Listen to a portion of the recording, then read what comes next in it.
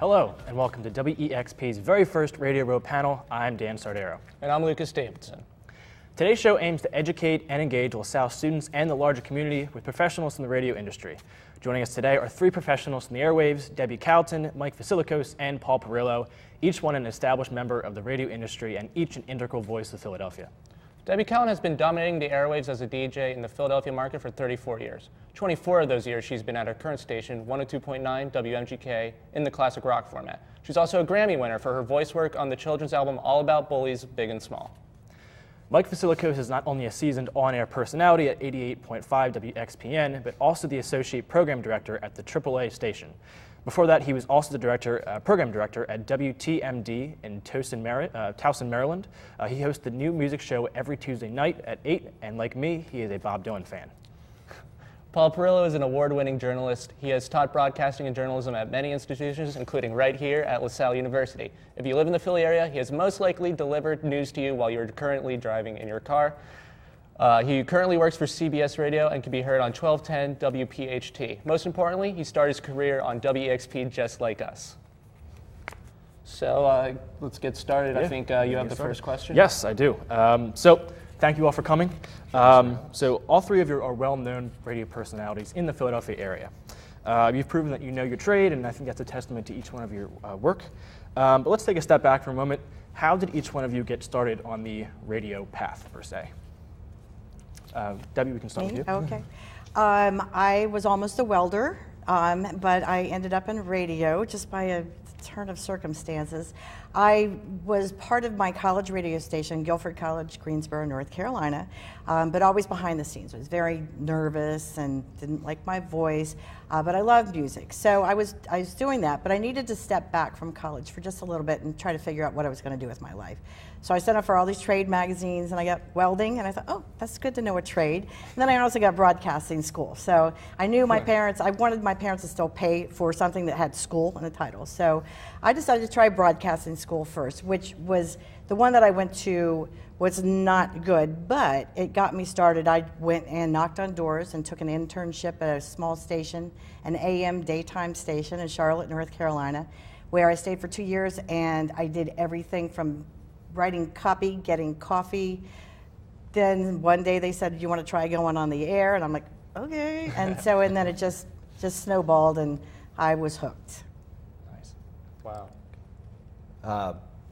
For me, it started in a place just like this. I wanted to be a sportscaster in the worst way. I went to Towson University in Maryland and walked into the TV station, first day of school, and they said, "You won't be on air until you're a senior." And I said, "I'm way too impatient for that." So I went to the radio station, they gave me a shift. They said you could be on the radio, have your own show, Saturdays from 8 a.m. to 10 a.m., which I took right away. But as any college student knows, 8 a.m. on Saturday is a difficult time to get up and get going. But it led me to, within a couple of years, becoming music director and then running the college radio station. And my senior year, I'm like, how am I going to put this all together? How am I going to get a career doing this? Where I went to school, there was a student station, but there was an FM station that was licensed to the university, and it was this slow jazz, easy listening station that nobody listened to. So they brought in a new general manager at the time to flip the station, and he needed warm bodies, and he saw me working every day next door at the student station. Said, "Do you want to do Wednesday nights from 8 to midnight?" So I played a lot of Norah Jones and really sleepy stuff for a few months. Worked for free my first summer just so I could, get my foot in the door. And when he had a budget and could hire people, started working and networked my way into where I am now. Nice. In my case, I was a student here at LaSalle. My sophomore year, I decided to get involved in this little old radio station, WEXP. And I became a newscaster. No experience whatsoever, but they were looking for students to get involved in the campus radio station. So I started doing news. I don't remember when the shift was. The junior year, then, I became news director of WEXP. And by my senior year, I was the general manager of WEXP. Luckily, in my senior year, and you have to remember that there was no communication department here at LaSalle at that time. I was in first as a theater major, and after about 6 days of that, I said, not for me. And I didn't know what I was going to do, whether I was going to stay at LaSalle or transfer out. And there was talk about starting the communication department. So I stuck it out. And in my senior year, I got an internship. Happy to say that I was the school's first comm intern, and that was at WCAU-FM. And I was just like in awe of doing everything that they wanted me to do. And from there, I graduated, and no one wanted to hire me. I applied everywhere, and I landed at a radio station of all places, Maquoketa, Iowa. Now I challenge you, if you can find Maquoketa, Iowa on a map, we're going out for dinner and I'm treating. Right? And I went out to the Midwest. I was there for about 9 months really on Main Street, USA, and that's where I really cut my teeth in real radio. I was getting a paycheck to be doing this. So that's how, and then I just moved up the ladder, came back to the Philadelphia market within a year. Ironically, I had no experience when I graduated. Being in the Midwest, I got a year's worth of experience, and I was back working in Philadelphia radio. So it sounds like all of you got your start in college radio. So what was the difference between the industry then and the industry now?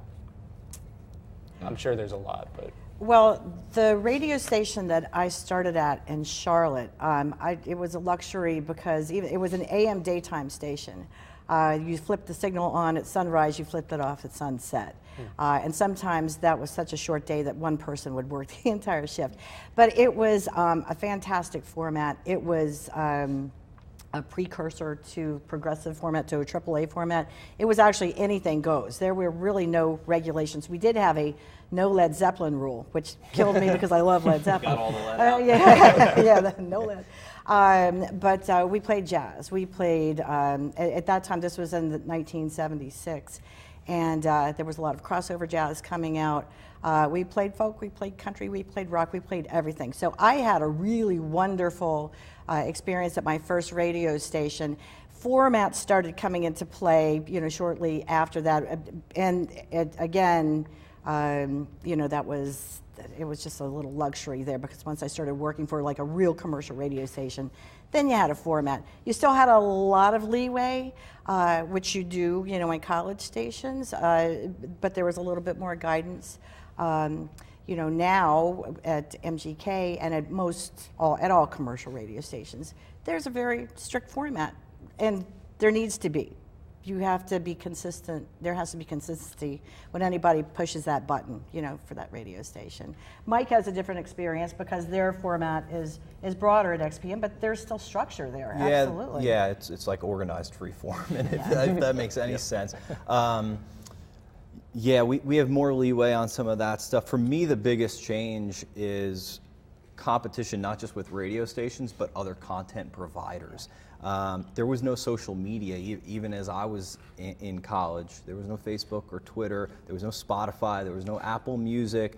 There was no YouTube. So radio stations, music stations now, you're not just competing for people's ears on other radio stations, but you're competing for people's ears on other formats that are, still untested to a degree. So that's something that's always in our mind. And you're managing, people's personalities, not just on the radio, but through their social media feeds and stuff like that now, which can be challenging at times.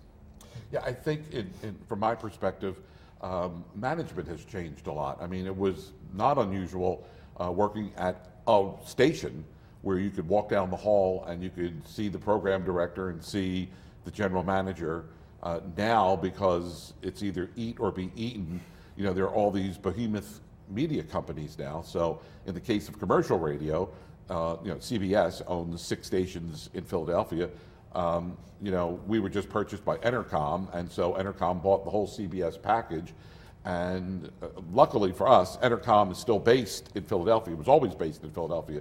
But as these groups, and even in the case, Debbi with the Beasleys now coming in and purchasing Greater Media, maybe a little bit of that warm and fuzzy feeling that you had with Greater Media or CBS, that sort of changes because these major companies now, like iHeart, Clear Channel, they own the most stations across the country, and you have, in the case of Philadelphia, one market manager running all 6 stations. And so if you really need to get the attention of management, good luck, because he or she is really responsible for a number of different things. Whereas before, one general manager, one program director, and you could walk right down the hall and talk to them if you needed to. You mentioned iHeartRadio. I just recently heard that they went bankrupt, unfortunately. So what are some maybe recent current challenges that may be facing radio stations all across the country, and obviously they can hit the big ones? Yeah. One thing, in all due respect to the word bankruptcy, is that Ford, American Airlines, they all went through bankruptcy and emerged even more successful than before bankruptcy. And that's the spin that iHeart is taking. I mean, that's the stance that they're taking. And I think what happens is that stations, everybody wants to be the big kid on the block with all the toys. And, at the end of the day, you could go out to whatever toy store and buy all the toys, but eventually that money's going to start to run out. And I think what happens is that media companies start to over-leverage themselves. And they want to buy everything, and they have all these stations, and now all of a sudden, in the case of iHeart, that banknote comes due. And oopsie, we don't have the money to cover the $2 million debt that we have to pay. So you file for bankruptcy. It doesn't mean that the stations will go away. It doesn't mean, but again, that I think puts sort of a pall on the business of radio, because everyone's looking over their shoulders wondering, what's this going to mean for me? Are there going to be layoffs? Yeah. Are they going to sell off stations? How does this affect what we do on a daily basis? And all three of us, and I can only speak for myself, in terms of talent, you have to put that aside. You have to check that at the door and still be positive when you go on the air. Look, the business is the business, and we have to deal with it, but we really should not let that affect our personalities on the air. I mean, that's my perspective. Yeah, absolutely. Absolutely. I want to touch on something you said. You mentioned starting out before the social media boom. How did you guys build an audience, a following on air without that? I mean, social media is very interactive. So how were you interactive, and how did people get in touch? Not how did people get in touch, but how did you build your audience before a world without Snapchat?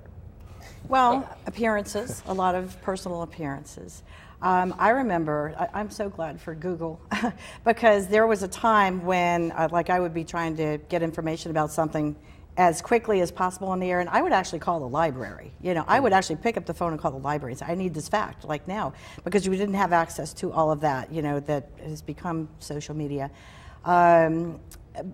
Appearances, phone, working those phones, taking all the phone calls that you can, and just having as much of an interactive rapport with your listeners on the air.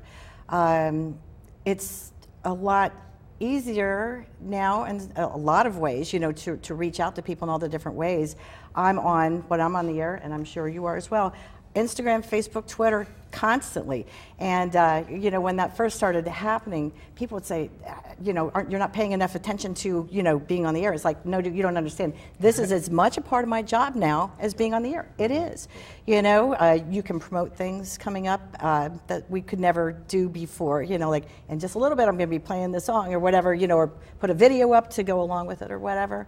So it really has allowed us to reach further. But I never thought about all the challenges, until you just asked that we did have before. You just had to work what you had at hand. It's funny. I remember when I first started doing shifts on the college station, you would have to call a number to get weather reports. Yeah. You'd actually have to call and wait for whatever the area code. I forget how they did it, but somebody would be there to dictate the weather reports, and that's how you got weather. Whereas now you launch the app on your phone and you got what you need for the next 7 days. Yeah. Debbie hit it on the head. I mean, when I started out, it was making those personal appearances.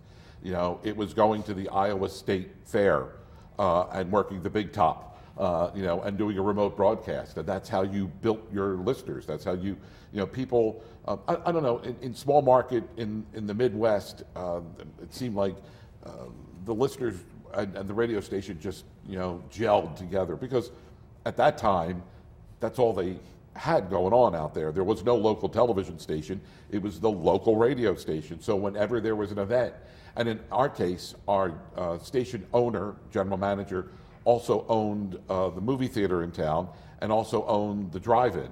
So, It was easy to get tickets. It was easy, yes, yeah. It was great. You could get them for yourselves, and and there would be the promotion, the Tuesday night movie of the week, and people would come out, they would win tickets, and you would meet your listeners that way. Wow. Awesome. MC every concert that came your way, and as Paul said, movie screenings, that sort of thing. Yeah. Everything. My first internship, I worked in the promotions department at a station in New York, WPLJ, their hot AC station. We would go to gas stations. I mean, if the gas station was going to buy time, you'd go to a gas station, you'd go to a beer outlet. It didn't matter. I mean, wherever the people were going to be, Rye Playland, we were at Rye Playland for a day. That's what you did. So that was probably back when, really, I mean, I'm sure you still get it, but really in the time of, oh, that's what you look like? Not knowing. Yeah, there's no hiding now. Yeah. You're all over the place. Yeah.